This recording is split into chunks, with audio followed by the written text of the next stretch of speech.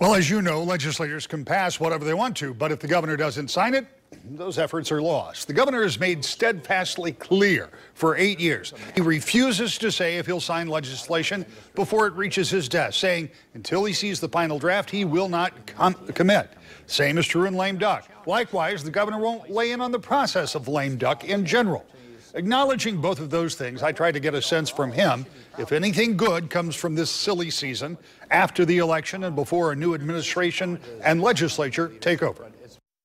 You're not going to tell me what you're going to sign, and you're not going to tell me what you think about lame duck. Tell me about the overall process as you see it now. Is there the possibility to come up with legislation out of this process that you will be in favor of, generically? I think absolutely. I mean, that's the case. Most bills, people forget, there are some very partisan things going on in Lansing right now. There are people yelling on both sides of the political spectrum. Again, we're not yelling. That's not relentless positive action. But beyond that, there are still, most of these bills are going to be good, solid bills on things improving Michigan, and a couple of illustrations. There's a package on school safety going through. Isn't that critically important? There's work going on opioid abuse. So there are a lot of topics like that.